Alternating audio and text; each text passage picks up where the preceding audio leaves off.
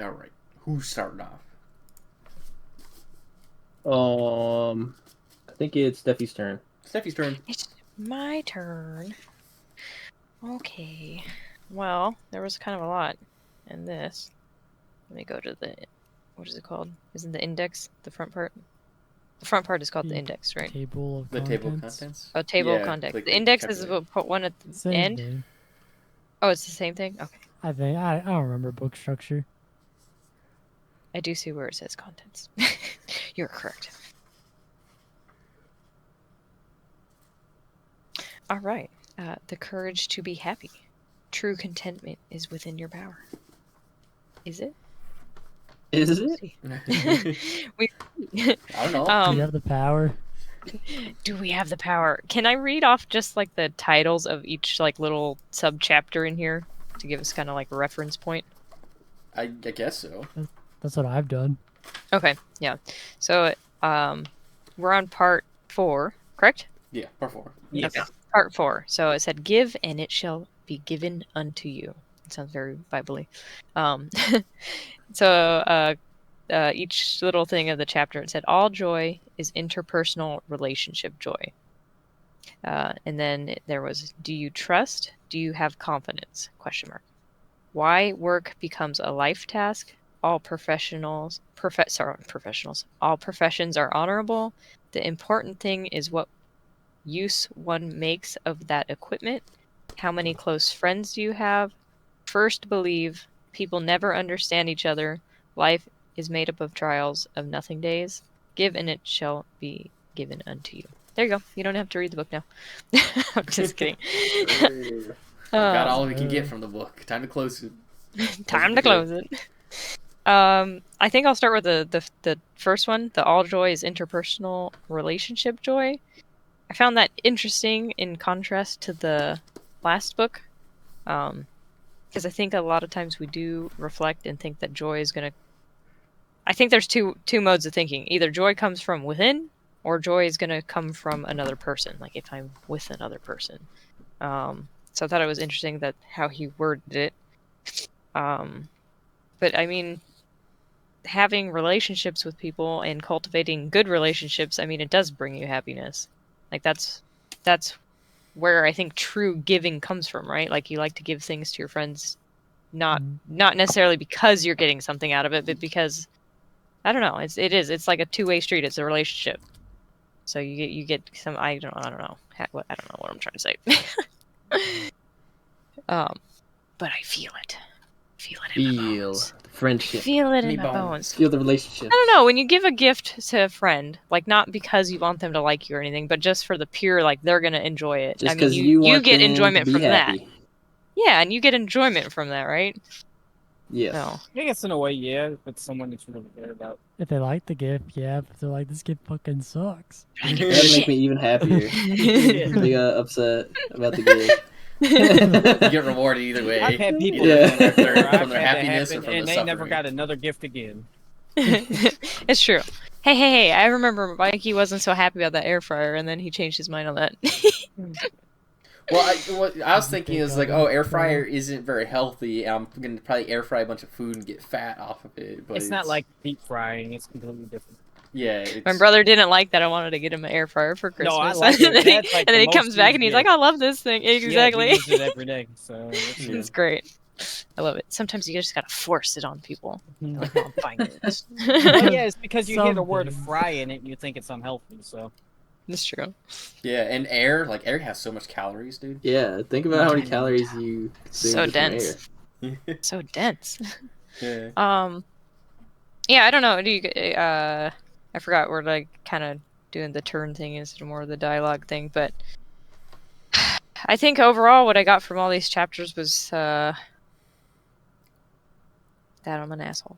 I'm just kidding.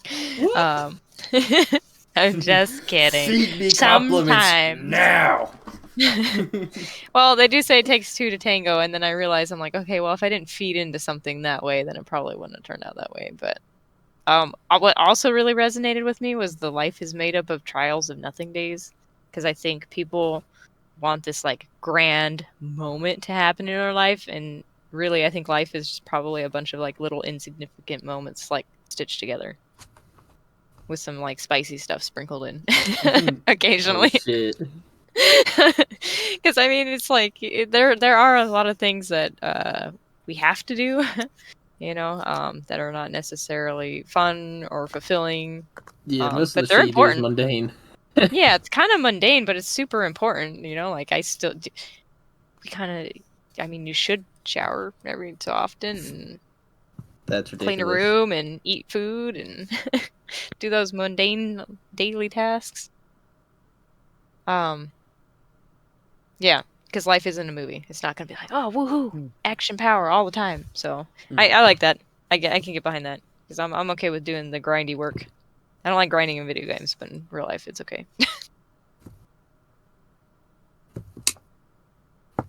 Did you guys want more thoughts? You got more thoughts? Yes, I have one more thought. One Okay. more thought. I really enjoyed the part where he said like first believe, like to just believe and have confidence in people. Because I do think that even sometimes if the other person may or may not be questionable, if you kind of do have confidence in them and you trust them and have faith in them, it seems like they reciprocate that pretty well. And at least maybe they'll feel a little bit worse about screwing you over because they're like, "Oh, this person genuinely likes me and is genuinely nice to me."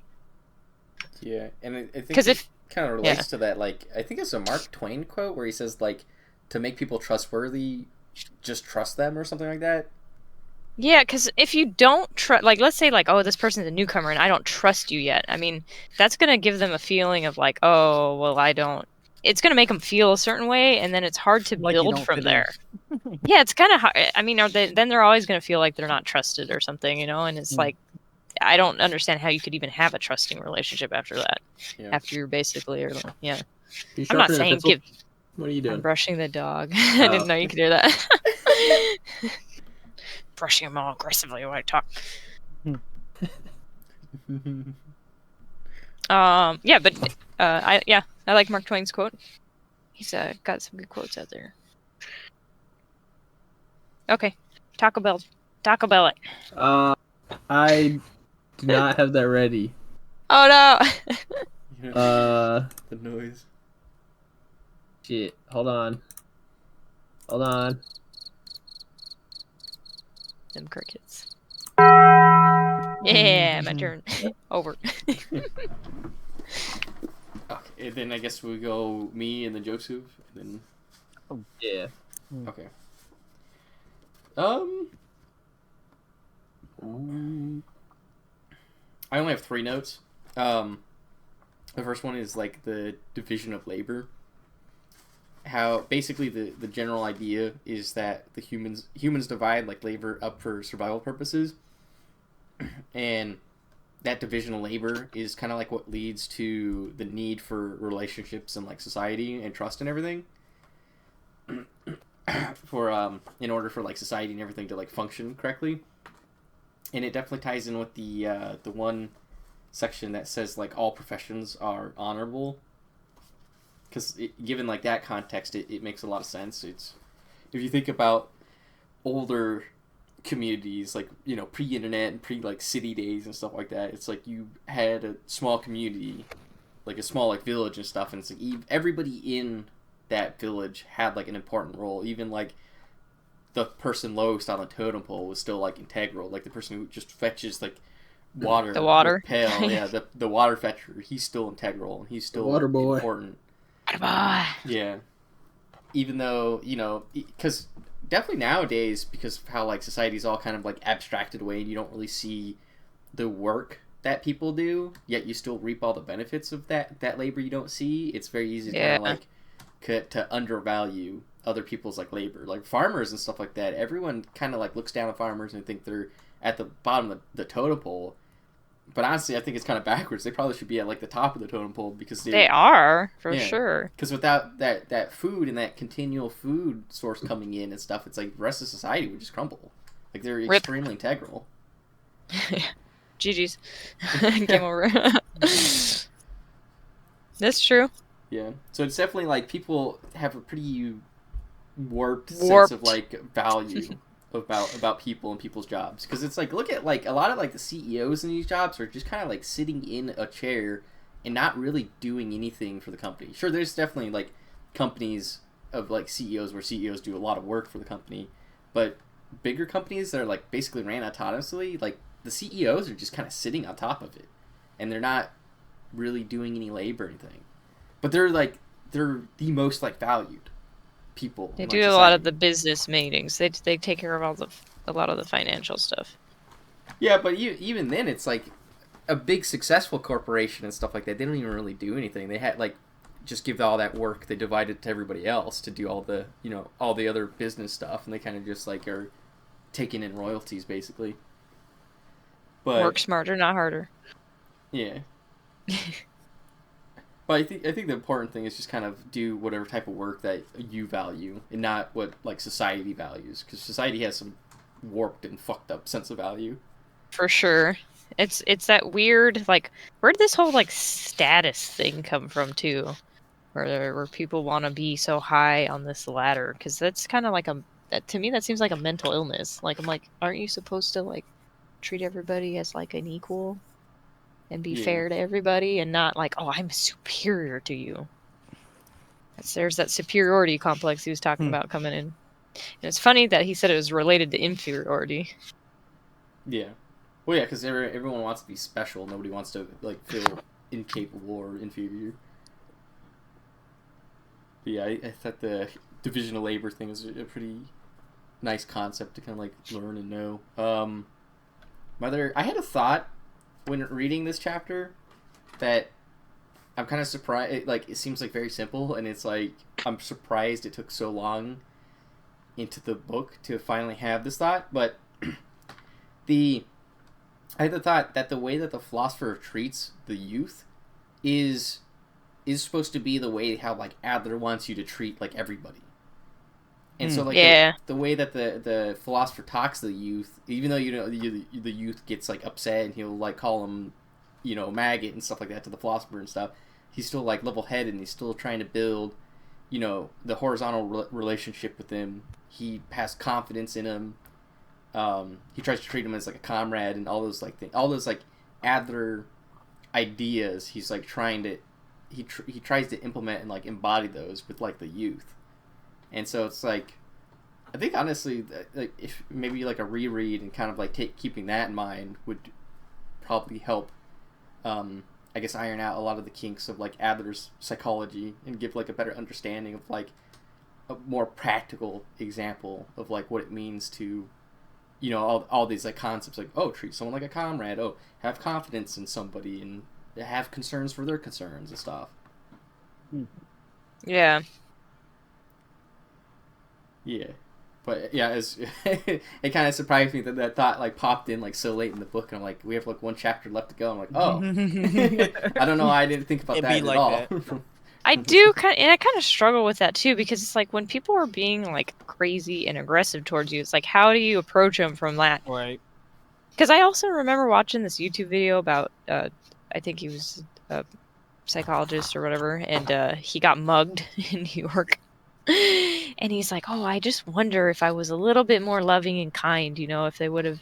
He's like, it was. He's even said, he's like, it wasn't that bad, and he's like, maybe it would have been worse if I hadn't been kind to them. But I wonder if I would have been more loving if they wouldn't have mugged me. I'm like, what the hell? Like, there's this Possible. one dude, that actually reminds me what happened at the gas station. This dude, came in there, he had a cast, and he was a black dude, and he's looking at, empty gas cans. He must have been having a bad day or some shit. Look at me and said, what the fuck you staring at me for? Because I was like looking at the register, and I was like, I just asked him, how can I help you? He said, you can help me with getting some fucking gas, and he threw a fucking empty gas can at me. Like, all right, you're a fucking asshole. And I just walked away after that. Because some people, it doesn't matter. It doesn't matter how nice you are. They're just gonna be a fucking asshole because they want to be an asshole. Yeah, like what it would be the Adler way to approach that. Because I mean, if you're having a tissy fit, they're not open to like conversation or to learning. Two of my regulars have basically kicked them out. Yeah. Yeah, and then there's also like the thing of the minority of people that are actually like psychopaths and sociopaths, and obviously none of that stuff's gonna work. No. Because it's like a big part of like why you wouldn't keep using and manipulating somebody who's been nice to you is because you feel like shame, Mm-hmm. and that's built off of empathy. And sociopathic and psychopathic people don't have empathy. They're psychologically capable of it. I've dealt with So- people. Oh, okay. Like, Yeah. I've So dealt with so people that- that were having bad days, and like once you help them, they completely turn around and they They realize calm what down. they were doing and they apologize. Like I've had customers do that. Like they come in like shit's all fucked up, it's going bad, and I put a smile on their face and they say thank you, or they realize that they were messing up. But some people See, they that's just don't good. care. That's good, and that reminds me of like, Mhm. remember the other part of the book where you said like when a mom is like angry and yelling at her child or whatever, and then when the phone rings, she answers and she goes, "Hello." Like anger can be so controlled, right? Like it's not this like Anger's uncontrollable hard. rage. No, anger's hard to control. Like Well, that it's like it's stuff- very like directed though most times. So it's like when you're pissed off at somebody, it's That's usually true. it's usually localized only to that like person. So Yeah. basically, if you are the target of the anger, though, you're not going to be able to get through to them, right? Most of the time. all I Not did not was until they like cool down, because when someone's like pissed off, it's Because that's what I Kinda always gets used to pretty do bad. with our parents when they would yell at me when I was a teenager. I would just be quiet because I'm like, there's nothing that the child is going to be able to say. Right. I'm just going to get punished either way, so I would just shut up, and then they called me stupid, and then let it I go would, through one ear and out the other. they would eventually leave. I mean, if you don't say anything back, they'll eventually leave. Right. They can't fight with you forever. I just stare at them. It made them a little angry, but then they would eventually go away. They go, "What are you, stupid?" I'm like, "I don't know. I might be the smarter one here because I'm not gonna get grounded because I'm not gonna say anything." Uh, I agree with your points, Yes, though. I'm stupid. That's fine. would that make them feel guilty at all? Would they feel guilty at that point? You made me this way. I'm stupid. You raised me. I'm your offspring and I'm stupid. What does that say? You about are a you? failure. I'm just saying, in most situations, it's it's an advantage to have people think you're fucking stupid. Yeah. It honestly is. Because then they don't expect much of you. I had one boss. I was like, I'm just gonna let him think I'm dumb. And they don't get pissed too, because everyone makes mistakes and fuck ups, but it's like if everyone thinks you're a moron and you make a mistake, then they're just like, It's oh, okay, he's an fine. idiot. It's expected. Yeah, they're like But- it's expected. But if you But See, if you're now a I'm good so- worker- Yeah. I'm always suspicious of people now because I'm like, are they dumb? Are they psychotic? Are they smart? Like, what do they want? What are they doing? Well, it's like the idea of where if you're rich, like you better like act and look poor. Rich. It's like the same Yeah. thing with being smart. You better learn how to act stupid to like blend in with people. Like your Mhm. car, you said it's a finite balance of making it look like all junky on the inside, but keeping it nice on the outside so it don't get broken into. Yeah, you gotta run that like fine line of like balance between like Yeah. because like cops will pull you over if you're in like a junker like poor car. They Yeah, just like like my disproportionately pull Nissan, people over. It had a fender bender and it's all rusty, and I get pulled over left and right. But the only time I only got pulled over once in Roy's car, but that was because of the plate sticker. That was about it. Yeah, but then you also don't want to have like a nice fancy car or a car that looks like very well 'Cause it kept draws attention. because they'll break into your car and then steal all your stuff out of it. So you got to run that fine line Because of like we were. it's kind of poverty, but I'm like functional poverty. Steffi will probably get a laugh out of this. When we went to Office Max, I left the donuts that we got at Myers on the front seat. He said, "Put that shit underneath the car." Motherfucker will break into a car for that. I was like, "That actually happens in LA." He's like, "Yeah, it does." He's like, Yeah. "That's a feast Oh for my homeless God. person." Because if I you- if haven't you're, seen like, that, but yeah, yes. if you're like a homeless person and you're hungry, they're not going to repair your windows. So No. it's like them breaking your window doesn't cost them anything. They get $7 of fucking donuts for free. I've Ooh, if always those loved are Krispy donuts. Kremes too, those are so Yeah. expensive. Those are Yeah. like some gourmet shit. You don't leave that on the seat. Yeah, I Then didn't a hipster think will about break that into your one. car.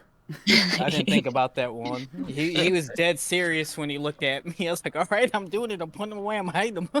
Yeah, you can't I think- leave anything like even like winter jackets, fucking food. Or like a remote Anything that clicker could for have a money. key or something like that. Yeah, Yeah, if it looks valuable, they'll break into your car. I get it now. you can't have any of that stuff out in the open.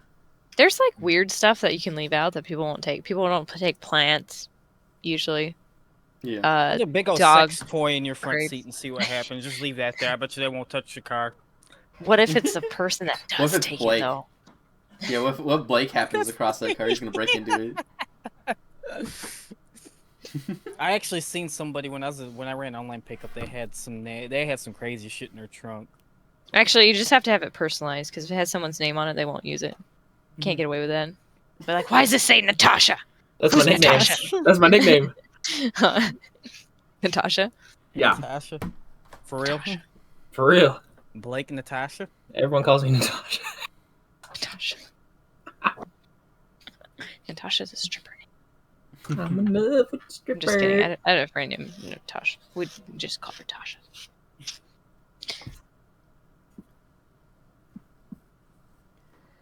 All right, that's it for my section. I had one other note, but it's kind of Useless? like already in there. I'm just kidding. It's not useless. It's just very like obvious.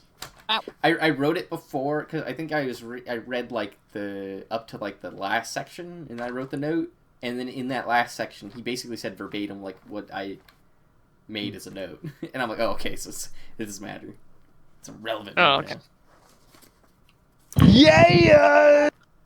Joseph's turn. Alright. Alrighty. So there's one part I'll go ahead and talk about.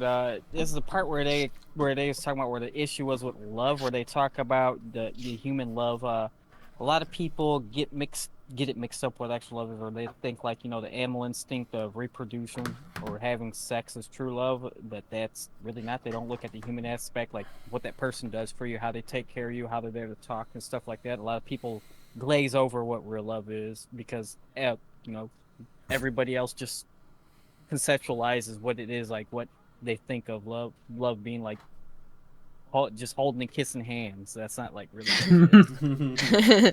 That's all it is. like what Roy did for me, for example, go buy me a pair of glasses because my glasses are falling apart. I look at that as like that person taking care of me. That's what true love is. Yeah, because that like improves your quality of life, right? And like it- that yeah, has a it- direct impact. Of yeah. it doesn't really do anything for him, but it does a lot Well, for my you. glasses falling apart. Yeah, it does a lot for me. Yeah. Like everyone thinks love is like that dumb book 50 Shades of Grey. That's BDSM. That is so sick. But yeah, that's the only part I really had want to talk about. There was not really much else I really cared to talk about in the chapter, so I can go ahead and pass it on next to Blake. Oh shit, hold on.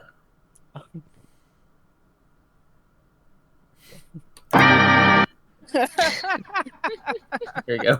Sycamore. Okay, I wrote down some notes. And I think pretty much all these notes are just quotes that I liked from this part. And the first one is that it's good, I guess. Well, confidence, like you don't necessarily have a reason, to have confidence in a person. Like you basically have confidence in them for no particular reason, as opposed to trust, which is like there's like evidence sort of for it. Yeah. So That's right. Yeah. I guess that's something we sort of talked about before with like my mind's drawing a blank on what exactly the thing was. I don't know. Okay, I'll move on. I forgot. And yeah. My second thing is that friendships, I guess, they don't really have a reason to exist, like a literal reason, like a functional right? thing. Other than you just like this person or you want to be around this person, so you choose to be around them. It's not like you're around them because they boost your street cred or something. I don't know. But I thought that was nice. I'm sure that is a thing though with some people. Yeah. A street cred. My social credit score went up 5 points. True. What else? Pursuing self-interest. Basically, he's talking about how it's like, to like contribute to others, you have to first like pursue your own self-interest, and it's not like necessarily being selfish, but it's like doing, I don't know, stuff that you want to do, and the end result just so happens to be that you're contributing to others, which contribute to others, like Roy was saying, sort of abstracted, but if you're like, performing some function in society, then, and you're pursuing your self-interest, then you are, you can still be perceived as like contributing to others. Yeah, And it's probably more literal ways to contribute to others, but Yeah, and on that note too, I think that the idea, well, they obviously don't go into any like depth or anything about like that. What I thinking about, but it's basically, I think the idea of you should be selfish in that regard to like pursue the things you're interested in first and foremost, is because you won't have. It's like a teacher trying to teach something who doesn't know anything. It's like you first have to like have something to actually give to others. So it's like you have to be selfish and have a self-interest and pursue your whatever you're interested in, so you become proficient at it, and then find some way to utilize it and help other people or help society and stuff.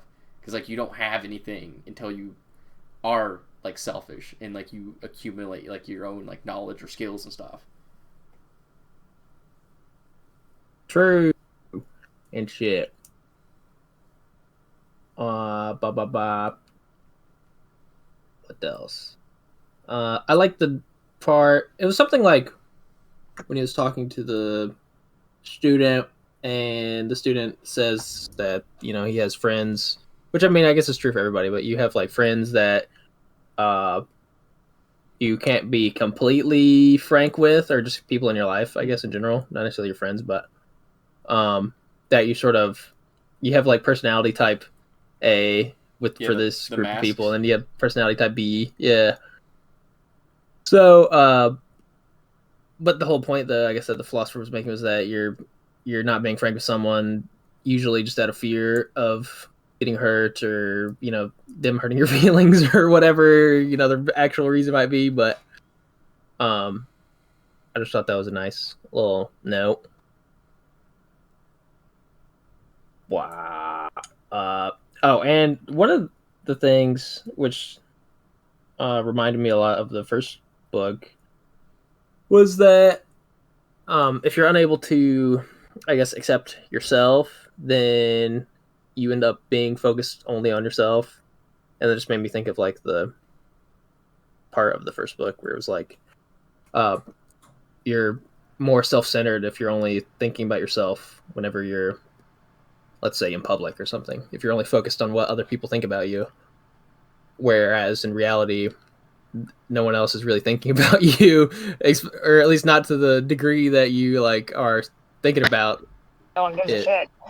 Yeah. So it's like everyone is thinking about themselves. So if you're only focused about what other people are thinking about in regards to you, then it's like not really based in reality. It's just based in your in your cabeza. Yeah. It's just based. It's just based on anxiety or some shit. I don't know. It's true. But yeah, I like that note. And then I think this was towards the end, but it basically just that you should I guess you could start implementing some of the shit from the book by first having confidence, at least confidence in the way that it's described in this book, in the people closest to you. I guess maybe they don't expect you to immediately have confidence in like strangers, but there's people in your life, I guess you could have confidence for. And yeah, that's all my notes. Where's your dingy dong? Oh shit. Where's your sound clip?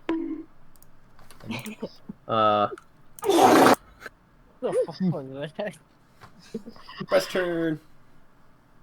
My turn. So this is like the only part that I feel like is actually going to feel like the first book, which it kind of did. It actually made like more cohesive points, I feel like, than the other three parts combined. We also talked about everything, but I guess I'll just talk about each one then. So all joy is interpersonal relationships and stuff. That's from the first book. We talked about that a lot. Trust and confidence. We talked about that too. I guess trust to me is more just like giving information that I wouldn't want other people to know or something, and trusting people to have that. So again, that would be close, like to be like close friends that I would know or whatever would be alright with that. So like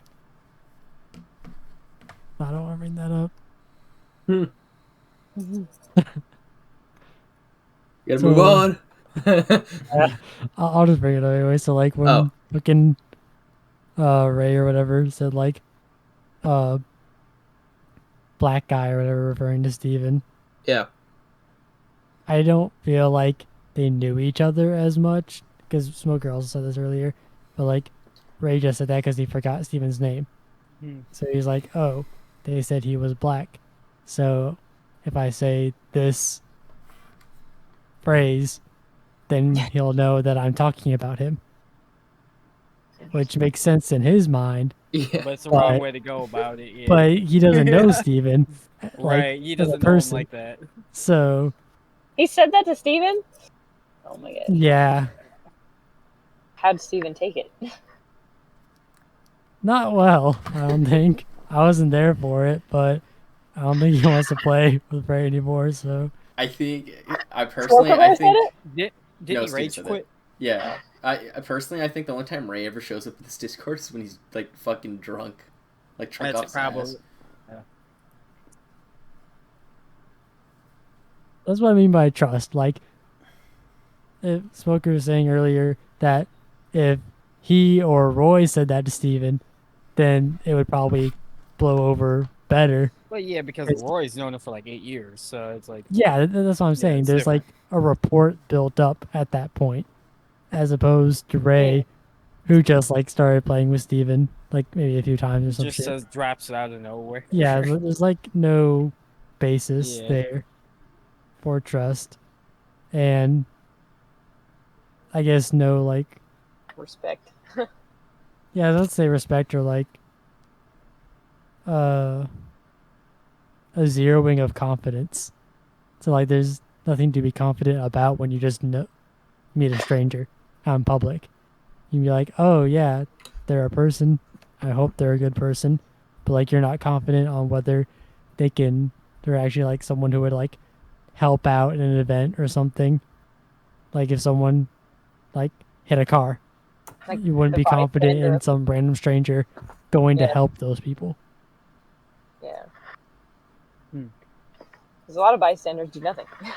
Yeah. Yeah. I think too, like as you just go through life and you learn through your experiences, it's like, okay, well, if I'm a little sensitive about this or insecure about this, like you don't necessarily give people like the ammunition to come back and hurt you with that. Hmm. Yeah. Like those you reserve that for close friends that you know, I think respect and accept you for who you are. Not trying to tear you down and shit. A lot of people like to do that for some reason. Yeah. Or I don't know. I don't want to say the word a lot, but it's a common theme we see. Mhm. Yeah, I think the Adler psychology makes a lot more sense when you think about things in like a small, like tight knit circle, rather than just like acting that way for literally every like random person. you meet. Society has Yeah. yeah. Division labor is cool. It's Just theoretically how it should be, but you know, There's with no the- I, only we. it's hard to change society and stuff, especially when stereotypes are so ingrained. Change yourself, and you will change the world. And then you go outside and you get run over. Yeah, My final message. but, yeah. You can only change so much, and people have to adopt change as well. And I'm a firm believer in no one can change unless they want to change. So Right. I think the philosopher has it figured out. You just read books and you be shut in and never go outside. It's awesome. now you're acting like the youth. It's calling him a loser. He's like, you have no friends, You got no friends. No friends. You got no bitches. You see- no dick, no bitches. balls. I do just read books. You fucking nerd.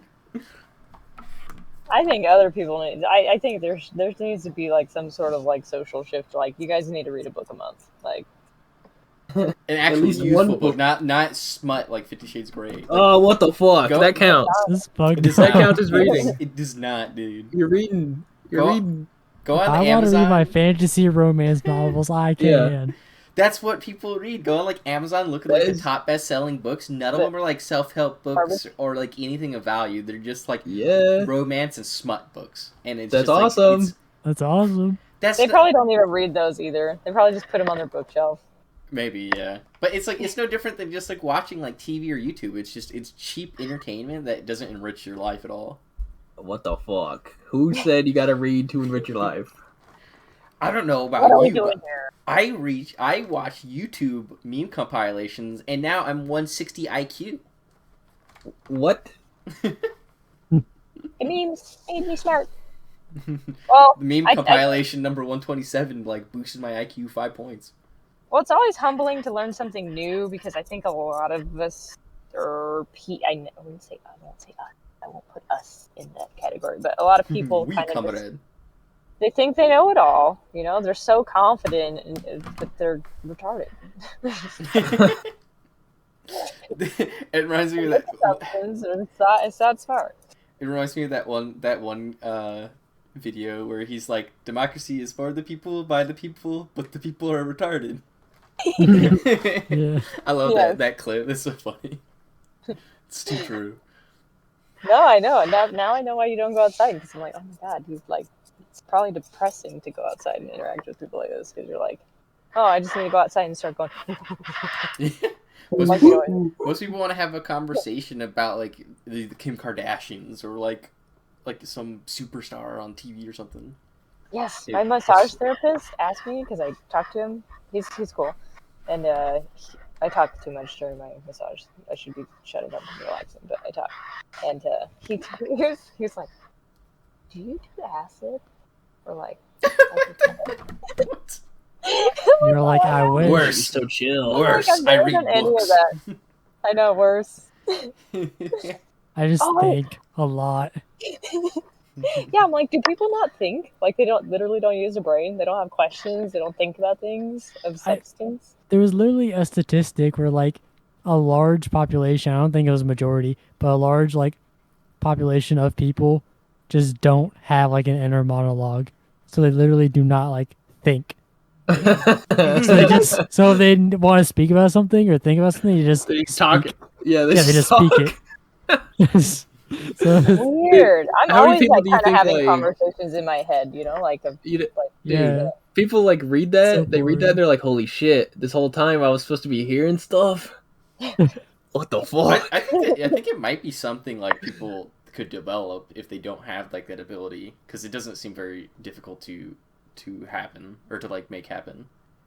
oh, true. I But mean, the you're right. thing is like the technological like revolution has made it so whenever there's like a problem and you need a solution for something, you just Google it. Like people don't even get to the thought process part anymore because like, But oh, I Google have is this problem, I just Google. That's Yeah, right. it is shit It's because bad the Just because the ads. quality of people on the internet are nothing. They're trash. Like people on Reddit and stuff are there's a very small minority of people on Reddit that are experienced or knowledgeable on anything, but they're always posting stuff. So it's like the blind lead the blind. So it's like you look up a question and you go on Reddit and you're getting an answer for somebody who's just as inexperienced and just as dumb as you on that topic, and so it's not helpful at all. But people like because of technology, people don't get to that part where they're like they run up against a problem and they have to stop and think, be like, okay, what's the problem? What's a potential solution? They just Google it. So they just like circumvent all the thinking processes. They like designate it to Google. Good.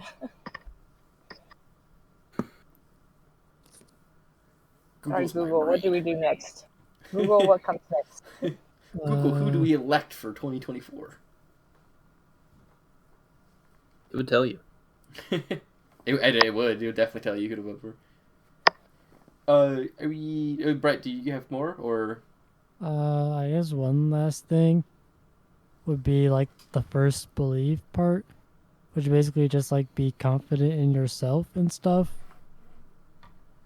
Which I don't know, I think I'm struggling with that part, but like as far as like the put more time into yourself thing and do things you want to do, like I guess I've been like trying to like style my hair or whatever, like get it cut shorter and like use hair products and shit Yeah. to like achieve my peak male image. Yeah. Yeah. But I guess like the more time that I spend on it, the more like insecure I get. Like the more I want to like mess with my fucking hair to make sure that it's good and shit. And I don't Yeah. know. That's just like a big problem I think I have in general. It's just like the more time I spend on myself, the more like You start Time picking I- yourself apart. yeah, Yeah. double-edged sword. Yeah, that's true. I mean, yeah.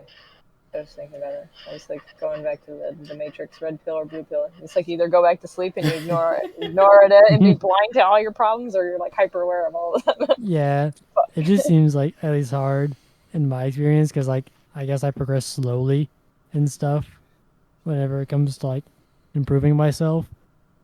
So it gets like even harder when like he's factoring in like the day-to-day life.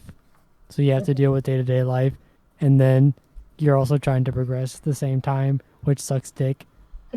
And And then didn't he say at some point too you can change in an instant? yeah, Or at least I've heard. Yeah, I was like, this book, right? Then I've heard that.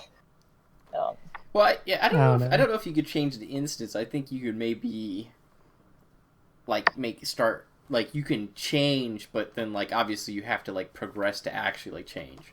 Like there's Right. the like journey you have to take to actually like change. Like I can't just like turn on a switch and just be like I'm an extrovert now, and I love talking to people and going out and talking to people. It's like if I wanted to become extroverted, or at least more extroverted, that's probably possible. But I would probably want to desire that in the first place. And there's like a lot of like progress you'd have to make of like learning how to interact with people in big groups and stuff like that. And then you can go back to a monkey in a second. Yeah, and I can relapse back into Return to monk. yeah into shut in.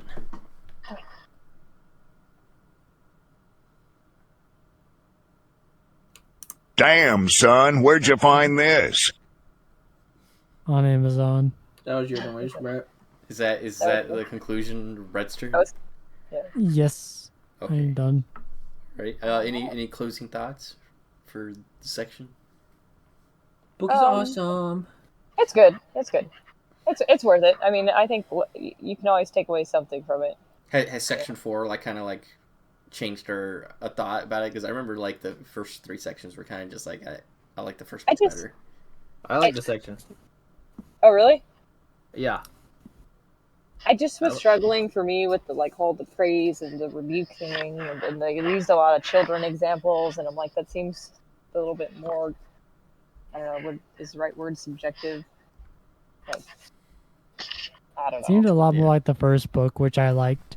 It just, I guess, came a little bit too late, in my Yeah. opinion. Yeah, because now they're like actually finally getting into like solutions for the problems and Yeah. getting like into actually kind of like addressing the problems, but it is very very like late in the book that it happens.